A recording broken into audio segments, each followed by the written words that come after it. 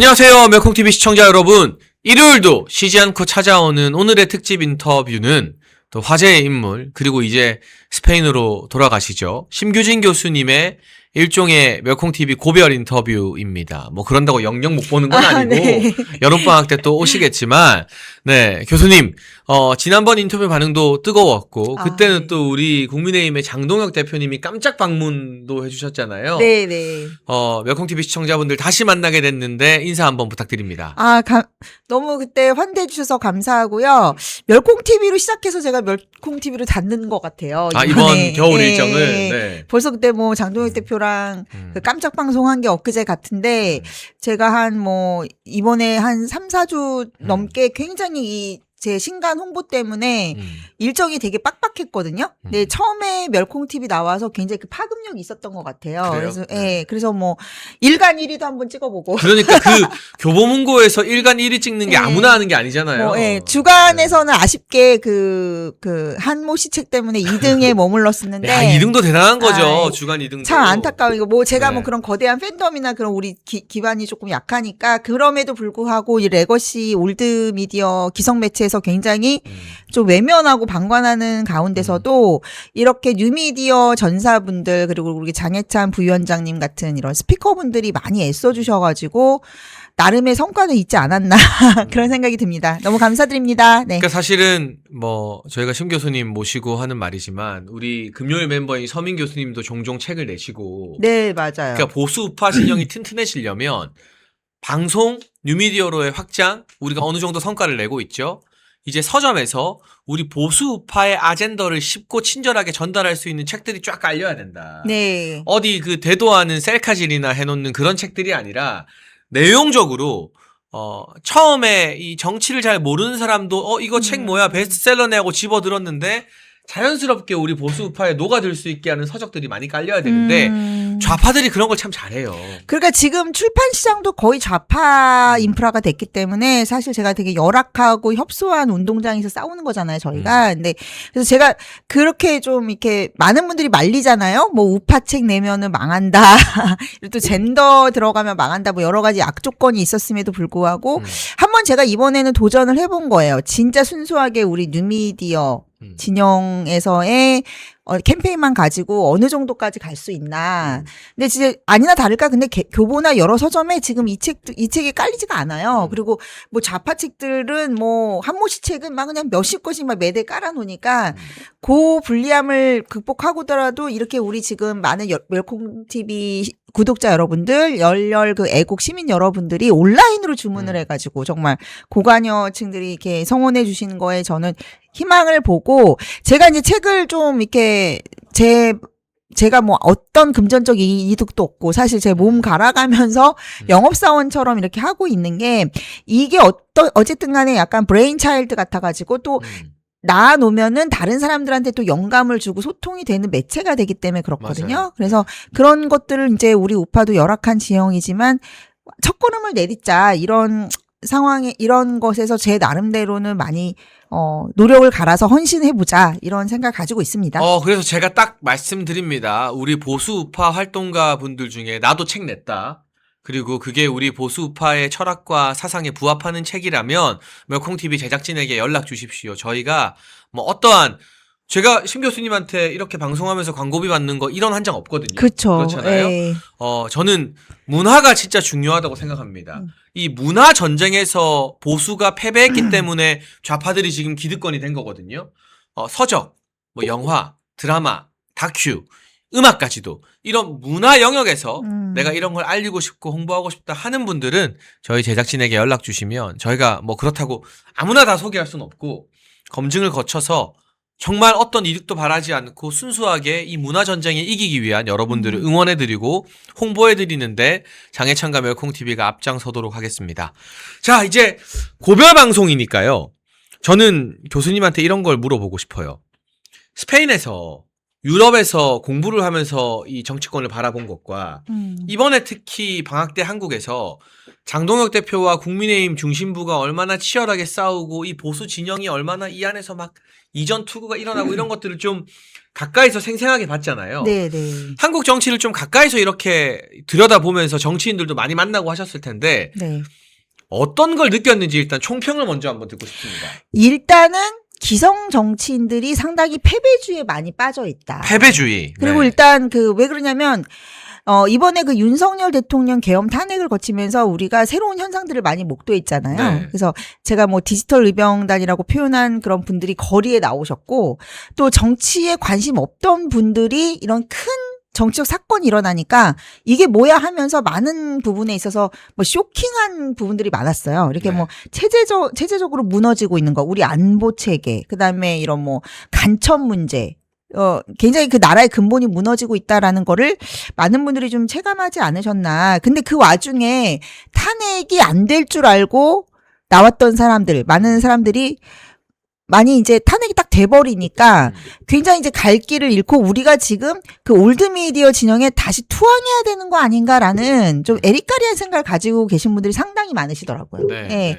그래서 본인들이 이렇게 국민들과 함께 조응해가지고 막 집회 나오고 막 이렇게 힘들게 싸웠던 것들이 그것들을 어떻게 정치적 자산화를 해야 되지라는 것에 대해서 어떤 뭐 매뉴얼도 없고 노하우도 없고 항상 그런 매뉴얼대로 따라오신 분이니까 분들이 많으시니까. 그리고 누가 깃발 들고 나가면 거기 뒷줄에 섰던 분들이 많은데 지금 이제 구심점이 없어졌고 뭐 대통령도 저렇게 거의 마녀 사냥 당하듯이 네. 그렇게 다 있으니까 나도 거기에 딸려가는 거 아니야라는 식으로 해서 아스팔트나 이런 쪽에 이제 뉴미디어에서 주축으로 싸우셨던 분들이 되게 구심점 없이 흩어져 버리는 거를 제가 많이 목도를 했어요. 근데 이제 제가 요번에 이 책을 내고 한국에 들어오니까 이제 많은 분들이 그런 분들이 좀 많이 저를 찾아주시는 게 그럼 나는 앞으로 어떻게 되냐. 앞으로 전략적 방향이나 아젠다는 어떻게 그어야 되냐. 이런 식의 이제 의문들이 많아서 저는 오히려 우리가 지금까지 싸웠던 거 그리고 뉴미디어 지형에 새롭게 2030들이 들어와 있는 것들을 그 민주당의 실책, 이재명 정부의 실책과 아울러서 자산화를 해야 된다. 그리고 이게 제 책에서의 좀 중심 내용인데 이제는 맨날 용서를 구하고 사과하는 보수가 아니라 당당하게 미래 아젠다를 제시하는 보수가 돼야 된다라고 했거든요. 그래서 저번 이제 전당대회 때 이미 우리가 그 장동혁 지도부를 출범시키면서 최초로 올드미디어가 아닌 풀뿌리 저는 대중주의적 우파라고 생각하는데 당심의 지지를 받는 최초의 뭐 지도부 아닙니까? 뭐 장동혁, 김민수부터 해가지고. 그래서 이제는 좀 더 오히려 그 계엄과 이 탄핵에 대해서 무조건적인 아주 극단적인 내란몰이나 극우몰이를 하는 세력들과 단절을 해서 단일 대우를 이루고 강력한 리더십을 세우는 것이 오히려 우리가 미래로 나가는 거다. 상처를 지우고 미래로 나가는 것이고 우리가 싸웠던 것을 다 정적 자산화해서 이제는 단일 대우를 만드는 그런 기반으로 삼아야 된다. 그게 제가 좀 느낀 부분입니다. 네. 아마 많은 것들을 보면서 우리가 희망도 얻었지만 또 교수님이 실망도 많이 했을 것 같은데 네. 저도 이 패배주의에 공감을 해요. 제가 지도부 할 때부터 느꼈지만 뭘 조금만 하려고 하면 이건 이래서 안 된다 저건 저래서 안 된다 하는 훈수꾼들이 보수 진영에 맞아요. 유독 너무 많아요. 근데 좌파들은 민주당은 그런 거 없어요. 그 국민과 당원들이 리더를 딱 뽑으면 맞아요. 그 리더 중심으로 확실하게 힘을 몰아주거든요.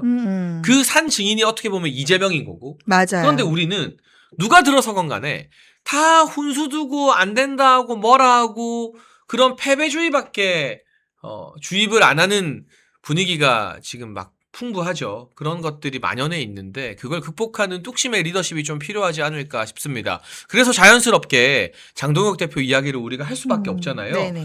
심교진이 지켜본 장동혁은 이런 정치인이더라. 그리고 이런 어려움을 이렇게 돌파하고 있더라. 우리 시청자분들에게 좀 알려주실 만한 내용이 있을까요?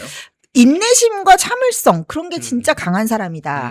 그러니까 뭐냐면 장동혁 지도부가 처음부터 무슨 어떤 세력을 등에 업거나 계파를 형성해서 생선한 지도부도 아니고 아니죠. 심지어 장동혁 대표하고 김민수 최고를 우리가 무슨 러닝메이트처럼 지지층이 만들어줬는데 그런 것도 아니죠. 그 두 분은 그냥 전혀 그 전에 거의 뭐 소통이 없다시피 맞아요. 하는 그냥 모르는 사람들이었다는 거예요. 그러니까 이게 어떻게 보면 장동혁 대표의 당선이야말로 풀뿌리 당원 혁명이었던 풀뿌리 거죠. 당원 혁명이죠. 네. 정확하죠. 어떤 세력이 뭉치거나 개파가 움직이거나 언론이 도와주거나 조직이 움직인 선거가 아니었어요. 전혀, 예. 네. 거기다 호롤 단신이었죠.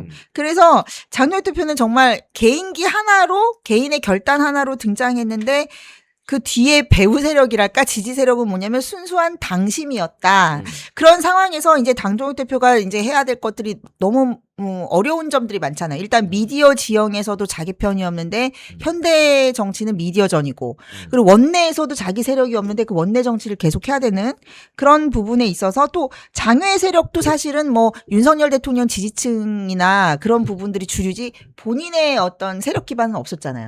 그러니까 사실 원내, 장외, 그다음에 뭐 미디어 지형까지 모두 자기 세력이 없는 정말 호롤 단신으로 헤쳐나가야 되는 상황이었기 때문에 또 모든 제 세력들이 장동혁 대표를 상당히 만만하게 봤죠. 그러니까 약자로 봤죠.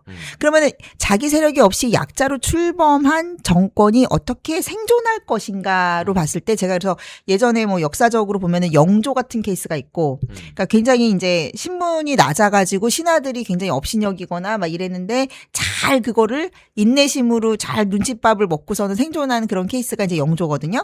엘리자베스 1세 역시나 엄마가 참수당에서 그 역적으로 몰렸던 그런 과거사가 있고 사생아로 몰렸었기 때문에 굉장히 권력 기반이 취약해서 어느 때 구테타가 나서 목이 날아가도 이상하지 않을 만큼 취약했던 정권이었거든요. 근데 그 두 왕의 공통점이 뭐냐? 생존 구간 10년, 5년, 10년 버티고 나서 최장수 집권을 했다는 겁니다. 50년 가까이. 그리고 또 탕평책을 썼다는 공통점이 있어요. 자기 세력이 확실히 없었기 때문에 요 세력에 어느 쪽에도 치우치지 않고 다 아우르면서 용의주도하게 갔다라는 게 있는데 네. 지금 보면 장동혁 대표가 이제 그런 거를 하고 있다라고 저는 느껴지거든요. 왜냐하면 원내와 장외의 그 민심도 다르고 정서적 온도도 다르거든요. 또 레거시 미디어, 올드 미디어와 뉴 미디어도 너무 다르잖아요. 그렇죠. 네. 사실상은 신고교도 뭐 이런 것처럼 옛날에 뭐 노론소론 그런 것처럼 굉장히 당파가 심하고 뭐 내전에 가깝게 이 진영이 분열돼 있는 상황에서 당대표가 됐기 때문에 장동혁 대표는 일단 버티면서도 어느 세력에게도 크게 자기 리스크를 노출하지 않는 거예요. 떡밥을 던져주지 않으면서 리스크를 관리하면서도 야금야금 자기 세력을 밑바닥부터 다져나가야 되는데 일단 보면은 장동혁 대표가 아무리 레거시 미디어나 올드 미디어에서 아무리 그렇게 공격을 하더라도 뉴미디어에 굉장히 친화적인 행보를 보였거든요. 일단 그리고 대표적으로는 큰 거에 있어서 메시지가 자세하게 나오진 않지만 자주 나오진 않지만 굉장히 큰 거 우리가 홈런 한 방이라고 하는데 1, 2, 3 계엄 때 사과를 안 했다는 거예요. 그렇게 흔들었는데 11월 한 달 내내 모든 사람들이 흔들었는데 묵묵하게 버티는 그런 리더십. 그리고 12월 3일에는 딱 뭐라고 했습니까?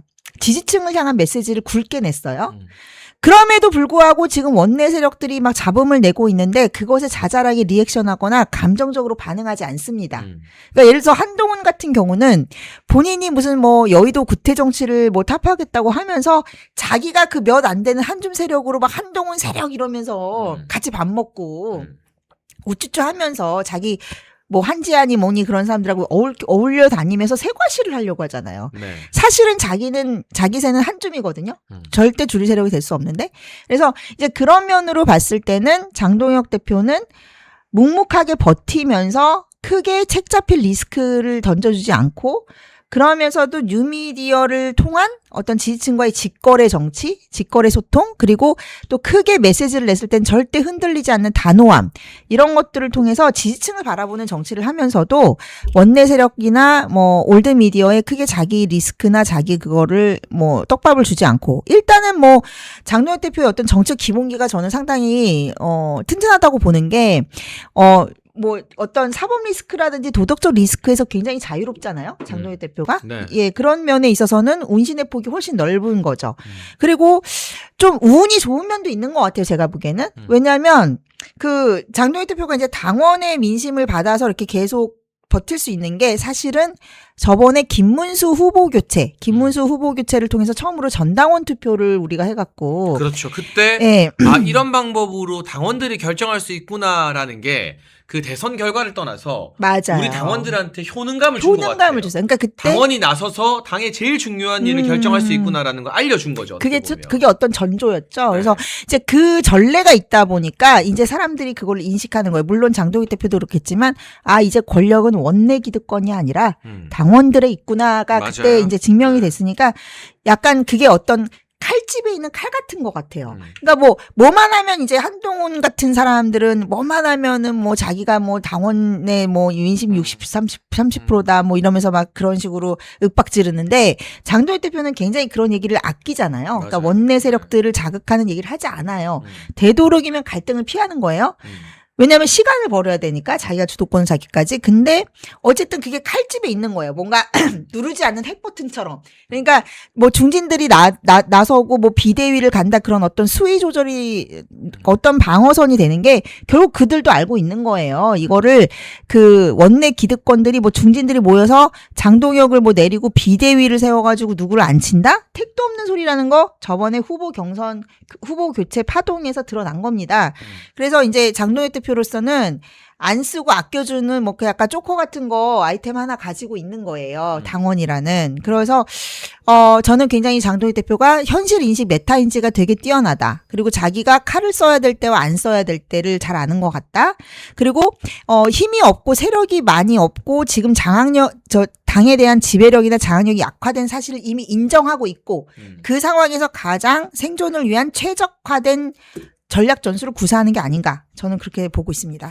그러니까 저희가 오늘 무지성으로 장동혁 대표 칭찬만 할 건 아닙니다. 후반부에서는 네. 심규진 교수님이 느낀 아쉬운 점 이런 건 좀 맞아요. 보완해야 됐으면 좋겠다는 이야기도 쭉 해볼 텐데 일단 이 이야기를 받아서 저는 제가 요새 국제정치에 관심이 되게 많은데요. 네네. 얼마 전에 언론사 특강을 할 때도 유럽으로 번진 트럼피즘이 제 강의 주제였거든요. 네네. 그러니까 폴란드의 카를 나브로브츠키 대통령도 맞아요. 완전히 동유럽의 트럼프라는 별명을 받는 맞아요. 사람이고 영국과 프랑스, 독일 모두 과거에는 극우라고 불렸던 정당이 현재 지지율 1등입니다. 맞아요.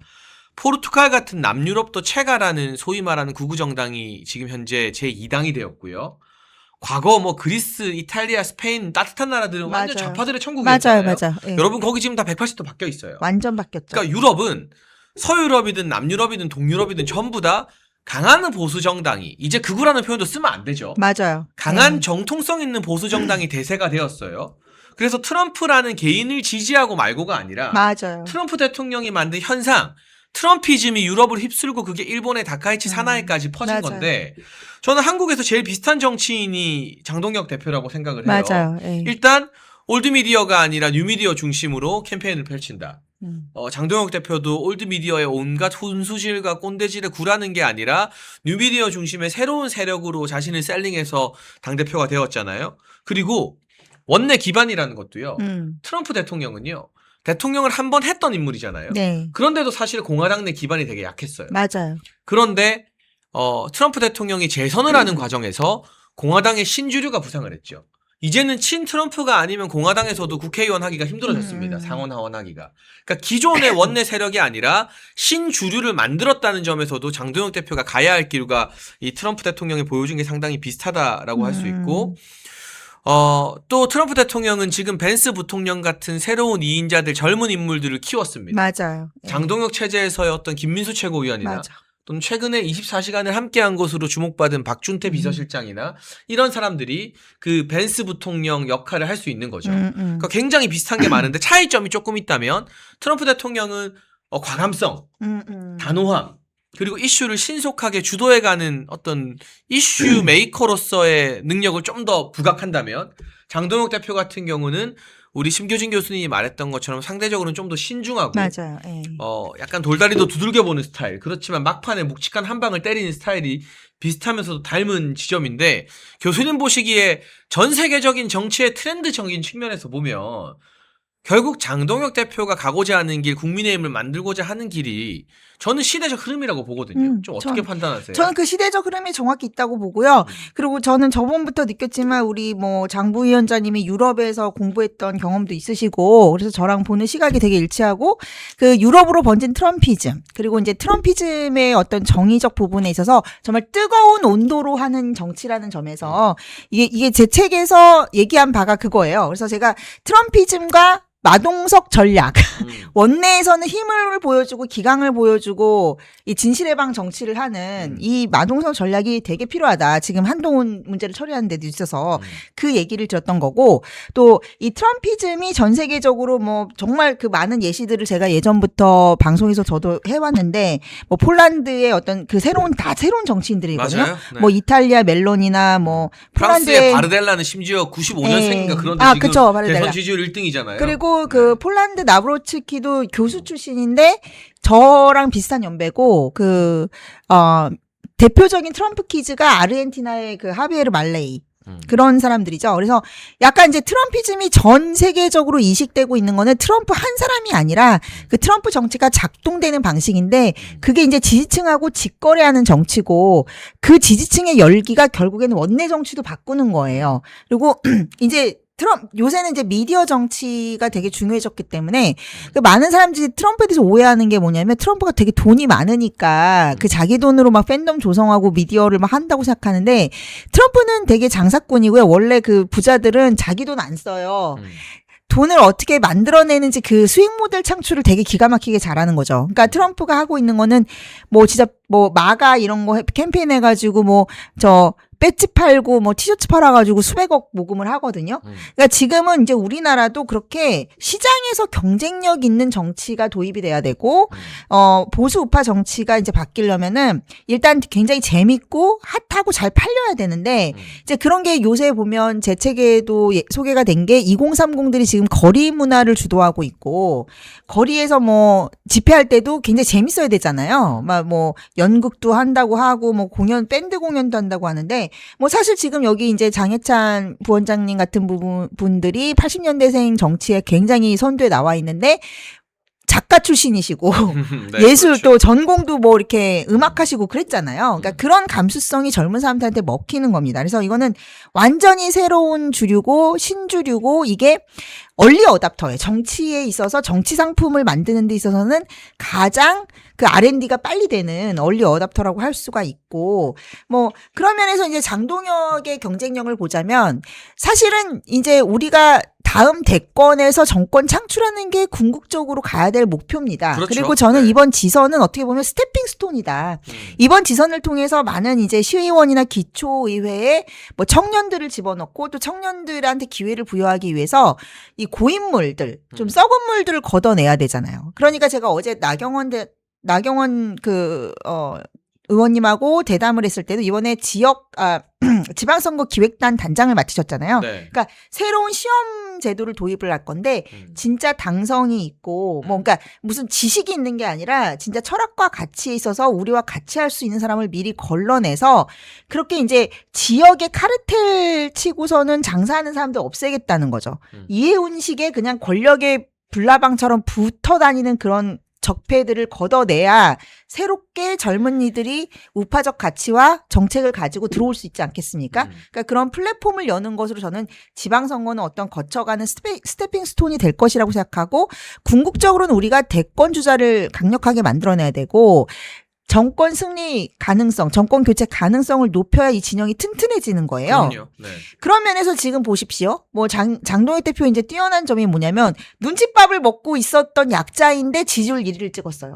대선 지지율 1위. 네. 그건 대단한 거예요. 전에 있던 뭐 진짜 송원석 원내대표, 뭐 예를 들면 김기현 당대표, 대선 1위 찍었습니까? 그러니까 이게 당대표 한다고 다 대선 주자 1등이 되는 게 절대 아니에요. 아니에요. 민주당만 봐도 정청래가 김민석 조국한테 차기 지지율은 밀리거든요. 그런데 장동혁 대표는 어떻게 보면 굉장히 없는 기반으로 당대표가 됐는데, 그 전당대회도 이변이었지만 그 컨벤션 효과를 완전히 자기 걸로 만들어서 확고부동한 보수 진영의 차기 주자 1등이 됐잖아요. 그건 그러니까 개인의 굉장한 굉장한 자산이죠. 정치력. 네. 그거는 정말 그 장동혁 대표의 개인적인 정치력이라고 저는 생각하고요. 이분이 그때도 미디어가 아무도 자기 편을 들어주지 않는데도 뭔가 그 미디어를 잘 갖고 논다고 해야 되나? 이제 그런 전략을 할 줄 아는 분이에요. 어떻게 해야지 미디어가 자기를 주목하고 있는 거고, 일종의 그 밀당식으로다가. 그래서 이분이 사실은 막 쪼르르 어떤 세력에게 달려가서 저를 뭐 도와주세요 이렇게 읍소하는 그림이 보였다면 약한 리더처럼 보였을 텐데, 그리고 그런 스타일도 좀 아니에요. 좀 아니에요. 그쵸? 예. 네. 근데 본인이 뭔가 캐스팅 보트를 쥐고 있는 것처럼 굉장히 좀 우아하고 좀 이렇게 뭐랄까요? 이렇게 전혀 구질구질하고 질척대는 모습을 보이지 않고 깔끔한 이미지를 보였기 때문에 지지율 1을 찍은 겁니다. 이분이. 그리고 저는 그 와중에도 막 그때 레고시 미디어나 올드미디어에서 막 극우몰이하고 그런 거에도 전혀 흔들리지 않고 장외 집회 주도해 가면서 계속 어쨌든 떡밥을 굴리고 컨텐츠를 만들고 그리고 그런 걸 통해서 당의 기강을 잡아가는 모습이 사람들한테는 아, 이 사람이 강단 있다, 결단 있다 이런 모습을 보이다가 그 저번 필리버스터로 딱 그게 큰 홈런을 친 건데 그 필리버스터도 그렇고 이번에 이제 장 대표가 뭐 단식을 한다 안 한다 그런 얘기도 있었는데 네. 사실 주변에서 많은 사람들이 단식하지 말라고 말린 걸로 알아요. 왜냐하면 그 투쟁 방식이 약간 좀 좌파적이기도 하고 뭐 예전에 그런 이제 미디어 관심을 끌기도 힘들다. 근데 이제 장 대표가 이번에 뭐 그 내란 재판부에 대한 헌법 소원에서 직접 변론을 한다고 나서가지고 그러니까요. 그게 네. 또 화제가 됐는데 이분이가 뭔가 미디어 정치를 아는 것 같고 그림을 그릴 줄 아는 것 같고 사실 그리고 제가 얼마 전에 지도부에 계신 분들이랑 조금 밥을 먹고 얘기를 들어보니까 필리버스터도 그렇고 이번에 이거 변론하는 것도 그렇고 사실 어떤 사람이 뭐 대표님 뭐 필리버스터 24시간 하세요라고 조언을 줄 수 있을 만한 사안이 아니잖아요. 그러니까 그거 다 본인의 기획과 본인의 머리에서 나온 얘기라는 거예요. 그래서 그 본인이 이렇게 딱 주도해서 어쨌든 판을 끌고 가고 그걸 또 이제 행동으로 보여주는 그 강단, 그 근성 뭐 이런 것들이 사실은 저는 솔직히 말하면 A+다. 왜냐면 제 기대 이상이었거든요. 네. 그렇게 좀 정리를 해볼 수 있겠습니다. 그러니까 이게 외부에서 흔든다고 쉽게 흔들리는 사람이 아니고 그리고 정치 경력이 그렇게 길진 않지만 맞아요. 그 짧은 네. 기간 동안 산전수전을 많이 겪었어요. 그런 것 같아요. 그러니까 대전에서 출마했다가 떨어져도 보고 그렇죠. 그리고 이제 재보궐로 극적으로 국회의원이 됐다가 국회의원 거의 되자마자 사무총장으로 총선을 경험하면서 여러 가지 본인이 교훈을 얻었겠죠. 맞아요. 이렇게 하면 안 되는구나, 저렇게 해야 되는구나라는 그게 뼈아픈 교훈이 아마 돈 주고도 못할 경험치가 된 거고. 맞아요. 예. 그리고 탄핵까지 겪으면서 어떻게 보면은 이 정권이 왜 막을 내리는지 결국에는 이 내부 총질하는 배신자들의 주동 때문에 우리가 안에서부터 무너지는 걸 생생하게 지켜본 장본인이잖아요. 그렇죠. 그 이후에 또 대선에서 헌신하고 또 대선에서 후보로 모셨던 김문수 후보와의 이 전당대회 결전에서 이변을 만들면서 전당대회 당대표로 당선되고 정말 이 정치 역정이 짧지만 한 3년, 4년에 걸쳐서 남들 20년 할 만한 정치 남들 역정을 뭐 20년, 30년도 못 해볼 걸 다 해봤죠. 액기스로 예. 경험을 액기스로. 했기 때문에 예. 그 부분에 있어서의 장동혁이라는 인물의 가능성과 강점이 더 보이는 건데 저는 그런 면에서 이분이 그냥 3년 만에 나타났는데도 불구하고 되게 정책 깊이가 있는 게 한동훈 같은 경우랑 대비가 되지 않습니까? 그 사람은 정말 이렇게 낙하산으로 꽂혀가지고 꽃길만 맞아요. 걸었던 사람이고 이분은 정말 그 정당 정치 밑바닥부터 소위 말하는 무명 정치인 시절을 겪은 거예요. 맞아요. 예. 네. 그래서 저는 이제 인상 깊었던 게 그 장 대표가 주변 지도부나 가까운 분들한테 그 얘기를 많이 하시대요. 우리 장 부원장 얘기를 많이 제 한대요. 이야기를요? 네, 네. 왜냐면 본인도 산전수전을 많이 겪어보다 보니까 이분이 사람을 보거나 할 때는 얘가 뭘 했는데 이 사람이 뭘 했는데 징징거려. 그러니까 저번에 허민 기자님이 그 기사도 쓰셨잖아요.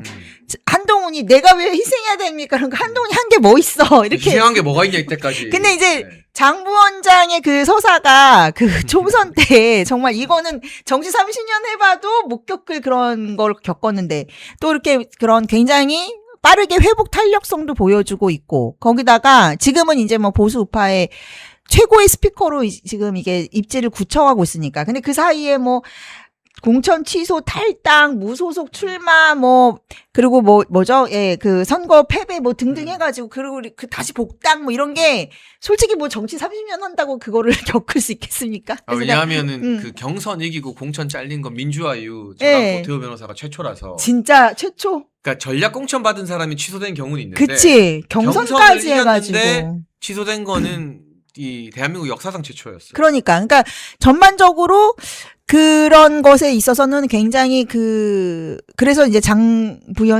부원장만큼 산전수전 겪은 사람은 이 바닥에 없다. 뭐 그런 얘기를 하셨다고 그러는데 약간 이제 그런 것 때문에 그 사람이 이렇게 스펙, 지금 제가 누누이 이제 이 당의 또 문제점으로 제가 지적하는 게 어떤 사람을 뽑을 때 이 사람의 경험을 보는 게 아니라 이 당은 이력서를 본다. 맞아요. 네. 근데 그게 이제 망하는 길인 게 이제 제가 리더십 강의를 하기 때문에 뭐 예를 들면은 일론 머스크 같은 사람들 뭐 그런 사람들이 어떻게 사람을 뽑느냐, 무슨 기준으로 사람을 뽑느냐라고 했을 때 일론 머스크는 그 사람 스펙을 보는 게 아니라 이 사람이 인생을 살면서 어떤 고난을 겪었느냐를 물어본다는 거예요.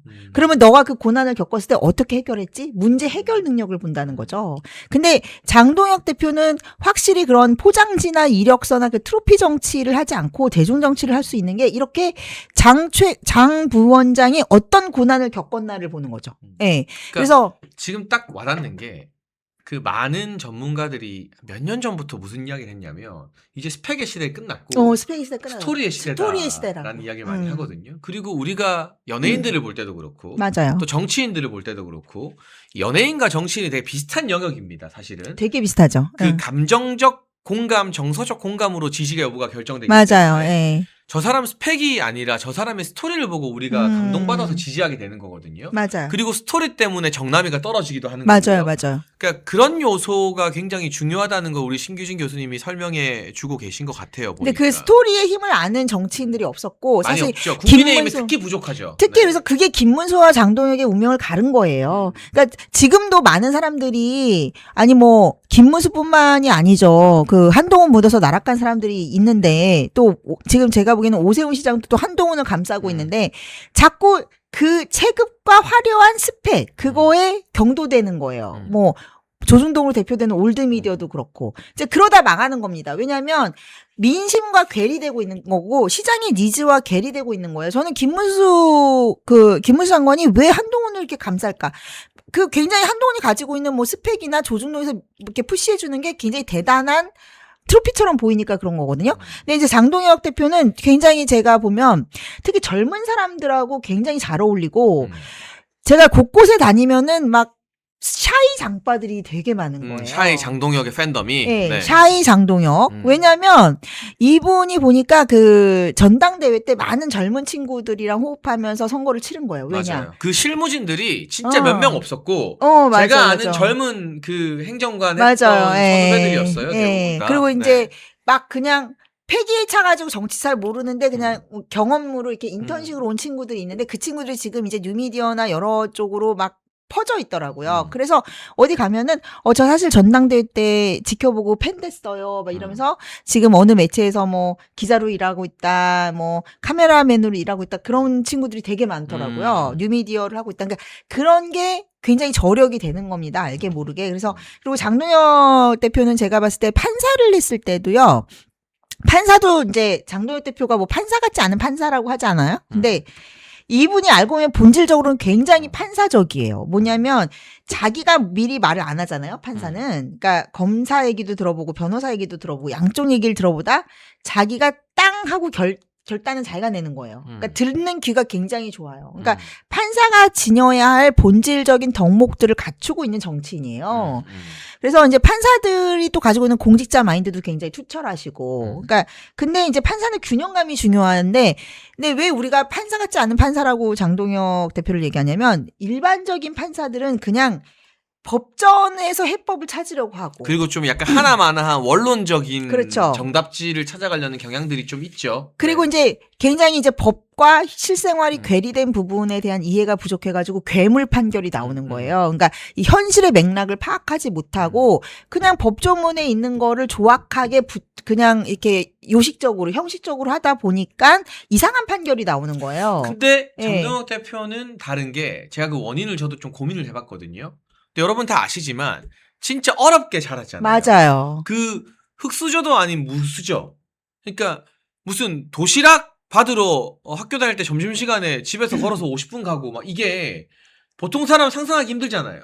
그것도 고등학교 때 막 음. 이 학교에서 자고 막 먹고 자고 막. 그러니까 이분은 이 인간사의 다양한 스토리와 맥락을 이해하고 있는 분이더라고요. 그러니까 어디 강연에 가셔가지고 이분이 뭘 자기 이제 판사 때 뭐 했던 얘기들을 하는데 뭐라고 하냐면 막 그런 이제 송사가 걸리면은 되게 이제 금전적으로 넉넉지 못한 노인분들 사이에서 이 채무 관계가 많이 이제 송사가 걸리나 봐요. 그러면 본인이 딱 봤을 때 이게 이제 법적으로나 이렇게 그런 쪽으로만 보는 게 아니고 문서만 보는 게 아니고 이 사람 얘기하는 거 들어보고 저 사람 얘기해서 전체적인 이런 맥락을 파악해가지고 본인이 조정을 합리적으로 해주신다는 거예요. 뭐 어르신 제가 보니까 두 분 다 뭐 변호사비도 없으니까 여기서 조정을 이렇게 하시면 이게 맞지 않겠습니까? 그러니까 굉장히 이분은 문제 해결의 방점이 찍혀 있지. 보통 판사들은 그렇지 않거든요. 그러니까 제가 아는 판사분들이 되게 답답하다고 느끼는 게 실제로 예를 들면 뭐 많은 분들이 가정폭력이나 폭력, 일상적인 폭력에 시달리는데 판사들은 그 맥락을 이해를 못하고 왜 법에는 다 이런 구제 조항이 있고 뭐 이런 걸 하면 되는데 왜 이 사람은 멍청해서 이거를 못할까? 뭐 이런 식의 이제 가르치는 식으로 나가는 거예요. 근데 이분은 먼저 상황을 이해하면서 이 모든 송사라는 건 결국 인간과 인간의 문제, 소통의 문제에서 벌어지는 거다. 이거에 대한 이제 그 맥락을 잘 파악하고 있고 그런 스토리텔링의 강점이 있기 때문에 굉장히 젊은 친구들이나 젊은 기자들 특히 젊은 기자들이 굉장히 이렇게 매혹되는 지점이더라고요. 그게. 그리고 또 한 가지 제가 꼭 짚고 싶은 게 저는 기본적으로 대학 교수나 율사 출신들을 좀 별로 안 좋아합니다. 여러 번 겪어보니까. 맞아요. 자기가 세상에서 제일 똑똑하고 자기 말만 옳다는 확신에 빠져 있는 경우가 많아요. 그렇죠. 확률적으로. 네. 근데 장동혁 대표는 사시 패스하기 전에 네. 행시 패스에서 교육부 공무원을 했어요. 맞아요. 그러니까 네. 교육부 중앙부처 직원을 했던 거예요. 그건 일종의 직장 생활이거든요. 그리고 그거 한 6, 7년 했기 때문에 무슨 고위 관료도 아니었고 저는 우리 일반 국민들이 하는 직장 생활 맞아요. 말단 직장 생활을 한 6, 7년 해본 게 장동혁이라는 인물이 가지는 그 스토리에서의 최대 장점인 것 같아요. 진짜 그게 강점이고 또 이제 여러분들이 보실 때 장동혁 대표를 제가 이제 영상 기자분들 있잖아요. 네. 영상 기자분들한테 얘기를 들어보면 요새는 이제 비주얼 커뮤니케이션이라 그래가지고 뭐 이런 어떻게 뭐 외향이라던가 어떤 말투라든가 뭐 바디랭귀지 포함해서 어떻게 옷을 입는다던가 뭐 컬러를 사용한다던가 그게 굉장히 정치적으로 효과가 크거든요. 그래서 비주얼 커뮤니케이션적인 거에 제일 민감한 사람들이 누구냐면 사진 기자들, 영상 기자들인데 저는 뭐 그런 얘기를 되게 많이 들었어요. 친한 이제 영상 기자분들한테 장동혁 대표는 굉장히 비주얼적으로 어필이 된다. 그리고 이제 어떤 그 젊은 기자가 그러는 거예요. 최근에 그 필리버스터 가지고 이거 다른 채널 얘기해도 되나? 네, 말씀하세요. 네, 펜앤드마이크에서 인스타그램으로 필리버스터 관련 장동혁 영상을 그냥 별것도 아니야. 뭐 필리버스터 끝나고 나서 이렇게 짐 챙겨 나오는 모습이라던가 뭐 짜장면 먹으러 가는 막 위풍당당한 모습이라든가 그 비주얼만 가지고 장동혁 대표의 영상 클립이 350만 정도 조회가 나왔대요. 350만. 그러니까 그 전에는 사실 필리버스터 전에는 반응이 없었다는 거예요. 그렇게 뜨겁지 않았는데. 네, 근데 완전히 필리버스터 이후로 이제 바뀌었다는 게 근데 왜냐면 그게 인스타그램이 이제 지금은 젊은 친구들이 정치 콘텐츠를 많이 소비하고 있는데 그렇죠. 유튜브만 해도 이미 젊은 층들한테는 올드미디어라는 거예요. 그래서 인스타의 그 문법이 굉장히 다른 건 뭐냐면 친구들이 이렇게 가볍게 공감할 수 있는 스토리를 좋아한다는 거예요. 짧은 것들. 예. 네. 필리버스터 끝나고의 그 지친 모습, 그리고 막 최선을 다하는 모습, 담담한 모습, 그거에 이제 친구들이 꽂히고 그게 굉장히 진실해야 된다라는 거예요. 그러니까 유튜브 문법만 해도 일부 유튜버들은 막 자극적으로 막 가짜뉴스 내고 막 자극적으로 막 썸네일하고 그러잖아요. 근데 그게 아니라 굉장히 사람들이 이렇게, 캐주얼하게 소비할 때 부담이 없는데 진하게 우러나오는 국물처럼 가슴을 적시는 뭐 이런 걸로 해가지고 이번에 이제 장동혁 대표의 그 서사 구조라던가 이런 이미지가 굉장히 젊은이들 트렌드에 맞고 인스타만 해도 뭐 지금은 또 정치 컨텐츠가 많이 소비되는 게 새로운 트렌드가 됐대요. 그래서 뭐 이제 먹방 컨텐츠, 뭐 패션 이런 게 약간 지겨워져가지고 새로운 트렌드에 또 민감하지 않습니까 젊은 층들이. 그래서 저는 이제 장동혁 대표가 장동혁 대표의 경쟁력은 사실은 장동혁 대 이재명이 아니고 오히려 저는 이제 이재명 정권도 사실은 윤석열, 이재명의 그 어떤 그 시대의 부산물 같은 거거든요. 우리가 겪어 나가야 돼. 그래서 그 이후에 지금 장동혁 대표의 대권 경쟁력은 장동혁 대 김민석, 뭐 장동혁 대 조국, 장동혁 대 정청래로 가야 되는 거죠. 근데 그런 면에 있어서는 저는 상당히 60년대 후반 정치인으로서 굉장히 젊은 층과의 감수성도 코드가 통하고 경쟁력 있는 우리가 대권 주자를 하나 만들어냈다는 점에서 당원과 지지자들이 굉장한 효능감을 느껴도 충분하다. 저는 그렇게 생각합니다. 네, 오늘 신규진 교수님과 함께 신규진 교수님이 느낀 한국 정치 그리고 장동혁 대표에 대한 이야기를 깊숙이 하고 있는데요. 여기서 잠깐 여러분 행동하는 천사명이 되어 주십시오. 멸콩천사 후원회원 가입하시는 거 아시죠? 댓글 링크 통하거나 010-9939-1144로 문자 보내주시면 가입 방법 자세히 안내해 드립니다. 다양한 컨텐츠와 인터뷰를 모시는데 여러분의 후원이 사용되니까요. 행동하는 멸콩천사 1004명을 빨리 좀 채워주시면 제가 오늘처럼 주말도 쉬지 않고 월화수목금토일 여러분들께 더 좋은 컨텐츠와 영상을 보여드릴 수 있습니다. 그리고요. 이제는 교수님 후반기니까 좀 장동혁 대표에게 조금 이런 점은 보완됐으면 좋겠다. 네. 사실은 많은 분들이 이 장동혁 대표가 꾹꾹 참다가 마지막 한 방을 내리는 4번 타자, 홈런 타자인 건 이제 알고는 있는데 그래도 우리가 아까 트럼피즘 이야기를 했잖아요. 좀 더 트럼프 대통령식으로 이슈를 과감하게 선점하거나 좀 속도를 내거나 하는 과감성, 속도 이런 부분에 있어서는 좀 보완되면 좋겠다라고 아쉬움을 토로하는 분들도 있어요. 맞아요. 네. 이런 지적은 교수님 좀 어떻게 바라보십니까? 저는 근본적으로는 이제 장동혁 대표가 어느 정도 개인기로 지금 돌파하면서 4번 타자 역할을 했다면 이제는 세력을 구축해야 된다. 이제 4번 타자를 넘어서 이제 감독이 돼야 될 시기다. 팀을 만들어야 된다. 네. 그렇죠. 그래서 이제 개인 플레이가 아니라 이제 팀 플레이를 구축해야 되고 그리고 이제 저는 서서히 지선 모두가 가까우면은 약간 장 대표의 그립이 강해지고 당원 70%의 아젠다 그리고 이제 뭐 여러 가지 그 저번에 했던 선출직 단체장들에 대한 평가 시스템 그리고 이제는 뭐 공천에 있어서 내신 기준을 낼 수 있는 내신 성적을 낼 수 있는 약간 그런 근거들을 저번에 뭐 장외 집회나 이런 거 하면서 만들었다고 생각하거든요. 이제 그런 거를 그립을 가져가면서 이제는 큰 세력을 굳히고 팀 플레이를 해야 된다. 사실은 제가 알기로 그 지도부에 있는 대변인단이나 이런 쪽에 있어서도 퍼포먼스 리뷰를 좀 해야 되고 왜냐하면 워낙에 다들 장동혁 대표랑 같이 정치했던 사람들이 없어요. 그러다 보니까 장동혁 대표가 그때는 이제 개업은 했는데 뭐 손님 가려가면서 받을 그런 처지가 아니라서 이 사람 저 사람한테 이제 도움을 구하다 보니까 약간 좀 팀플레이가 숙성되지 않고 손발도 안 맞고 이런 것들이 있었다면은 지금의 시점에서는 이제 지선을 가면서 자기 세력 확실하게 당성이 있고 또 확실하게 장동혁 지도부와 어떤 기조가 싱크가 맞는 사람들로 해가지고 팀을 굳히고 원내에서도 마찬가지입니다. 지금 가장 시급한 게 저는 원내에서 군기반장도 없고, 예, 그리고 이제 중간 보스 역할을 하는 사람이 없는 거예요. 그런데 그렇다고 해서 뭐 장 대표가 막 뭐 일일이 개별 의원들한테 막 그런 식으로 뭐 읍수할 수 있는 것도 아니고 해서 저는 정무 라인을 좀 더 강화하고 정무 라인을 좀 이제 공식화하면서 뭐 영남권의 주류 의원들이라든지 이제 줄 거는 죽고 받을 거 받는 그런 팀 플레이, 뭐 상호주의 정치 이런 식을 이제 지금 이런 식으로 조금 기조를 바꾸셔야 되지 않을까 뭐 이런 생각이 듭니다. 그러니까 저도 공감이 많이 되는 게요. 일단은 원내 세력 확장도 굉장히 중요하거든요. 맞아요. 물론 우리가 풀뿌리 당원혁명으로 만든 대표고 정치인이지만 원내 세력 확장도 할 수 있을 때 많이 해놔야죠. 그런 차원에서 이제는 새해 슬슬 지명직 최고위원 카드를 좀 쓸 때가 되지 않았나. 맞아요. 예. 그리고 그건 제가 여러분 몇 달 전부터 장 대표 당선 초기부터 제가 막 뭐 저도 하마평에 기사에 오르내릴 때 제가 늘 말했던 게 아니다. 원내 우군이어야 된다. 맞아요. 예. 그리고 저는 지역적으로 부산 의원을 한번 고민했으면 좋겠습니다. 그러니까 김도읍 의원을 정책위 의장으로 썼고 김도읍 의원이 뭐 장점도 뚜렷하고 한 분인데 예를 들면 부산이 지금 좀 취약한 게 거기에 정성국, 정연욱, 조경태.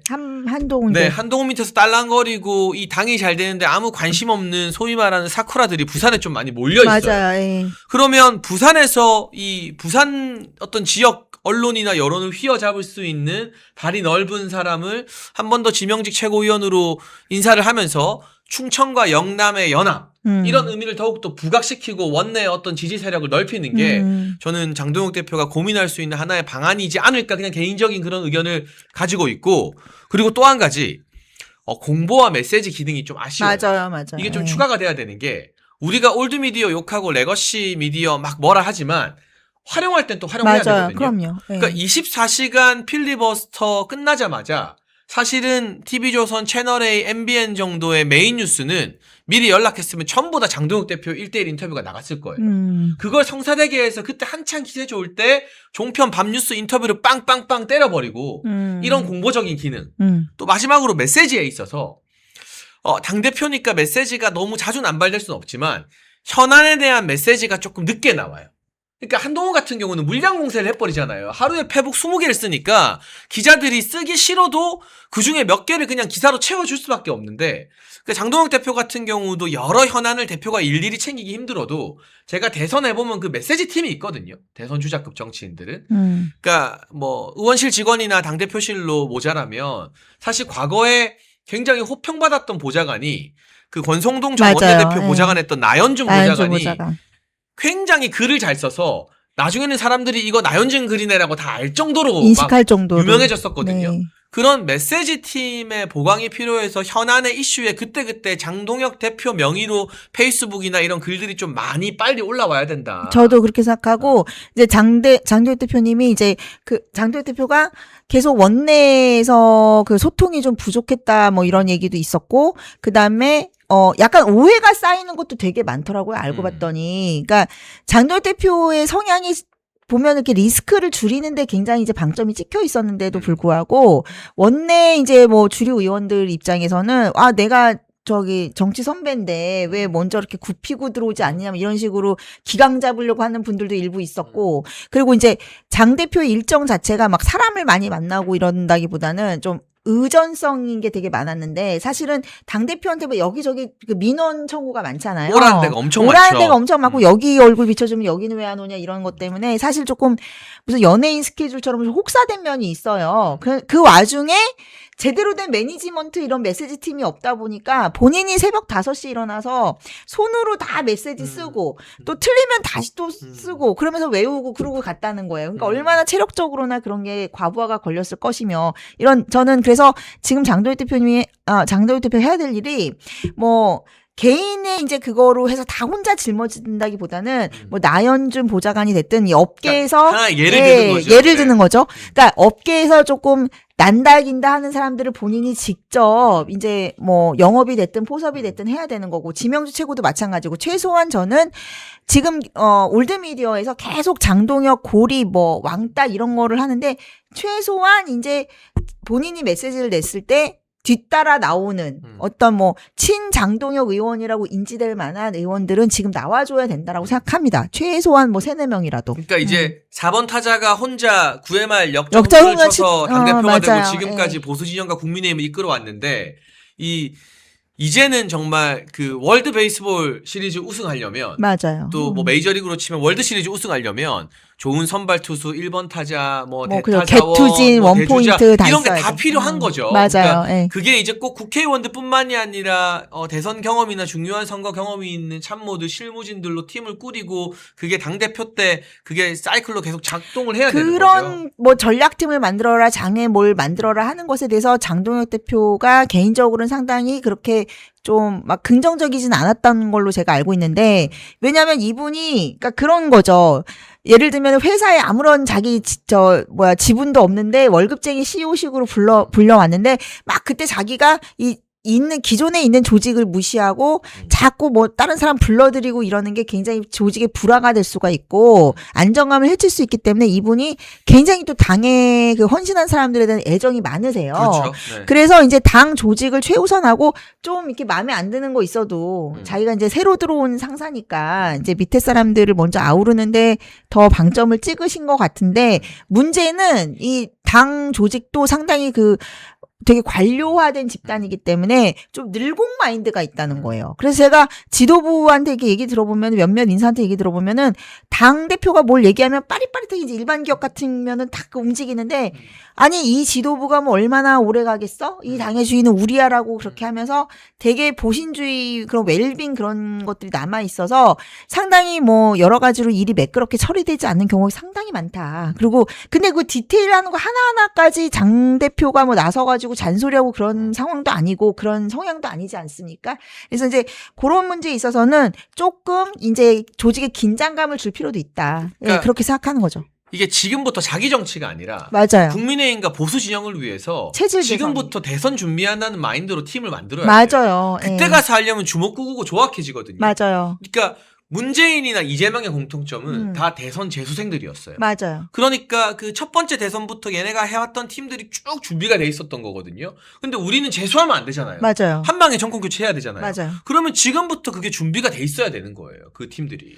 그래서 지금부터는 차근차근 인프라를 좀 다져 나가는 걸로 좀 여유를 갖고 이제 가는 기조가 돼야 되지 않을까. 어쨌든 지금 뭐 어느 정도는 이제 전선은 그어졌기 때문에 이제 뭐 한동안 묻은 사람들은 이제 내보내고 그리고 이제 빨리 이제 단계 문제도 이제 처리가 될 것이고 윤리위원장 해서 이제 수습 국면이기 때문에 그리고 지선 모드로 가면은 자연히 한동훈의 그런 지분은 전 약화될 거라고 생각해요. 존재감은. 그래서 지금부터는 이제 지금까지는 4번 타조로서 생존의 구간이었다면은 이제부터는 인프라를 다져나가는 식으로 하고 뭐 원내든 장외든 최소한 이 사람은 친장동혁이다. 뭐 친장동혁 스피커다. 친장동혁 개다. 이런 것들을 차근차근 마련해 가야 되지 않을까 싶어요.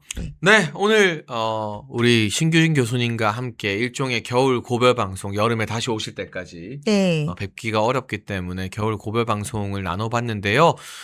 심규진 교수님이 여름방학 때 다시 올 때쯤이면 거의 지방선거가 한창일 때죠. 네. 그때 우리가 승전보를 들고 앞으로 이 장동혁 체제를 더 탄탄하게 만들어 가자라는 이야기를 새로 할 수 있었으면 좋겠습니다. 정말요. 제가 스페인에 가서도 좋은 글들 계속 많이 올려주실 거죠? 네. 네네. 뭐 너무 이번에 저번 여름에 이제 전당대회를 통해서 우리가 이제 새로운 첫 걸음을 걸었는데 지난 4개월이 그 극한에 정말 버티기 못이었던 것 같아요. 근데 지금 조금 숨통이 트이는 것 같으니까 이번 지선을 저는 보수 우파의 체질 개선, 근본적인 어떤 체력 강화의 계기로 삼아야 된다고 생각을 합니다. 네.